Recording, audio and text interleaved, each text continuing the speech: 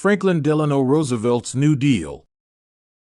FDR, Franklin D. Roosevelt, engaged in a program known as the New Deal. Under the program, the federal government would take on more roles to improve citizens' economic welfare. The economic system was exceptionally poor when Roosevelt became president in 1933. A majority of the state governments had taken a banking holiday, which aimed at preventing depositors from destroying the banking institutions. The banks would be ruined if depositors withdrew all their cash. Roosevelt gave all banking institutions 4 days of holiday.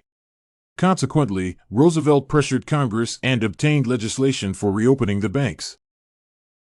The federal government certified that all banks were sound for reopening. Afterwards, there were several banking reforms.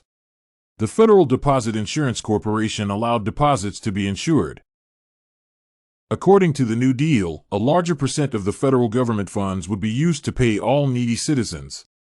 Grants, as opposed to loans, would be given to the needy citizens.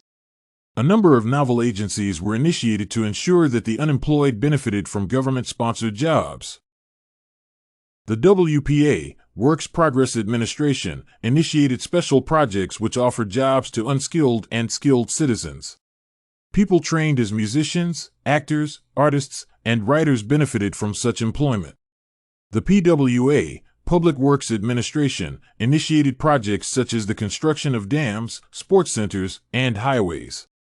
The young men benefited from conservation projects since they were employed by the CCC, Civilian Conservation Corps. In my opinion, photographs and paintings are not simply a recording of the past. On the contrary, they are fashioned and composed descriptions, which detail the past. Dorothea Lange's photos were constructed to give different stories. The photographs advocated for sympathy for all poor people.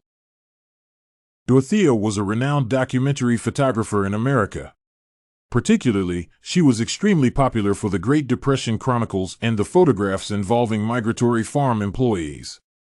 She created photographs for the FSA, Farm Security Administration, which were assessing the farm workers' living conditions in California. A majority of the laborers had migrated to the West as an escape strategy from the Dust Bowl. Dorothea took photographs, which depicted the Depression in human lives. In 1934, Dorothea had the first show. It exhibited various issues, which were facing the government. These included breadline recipients, labor leaders, strike rallies, and political demonstrations.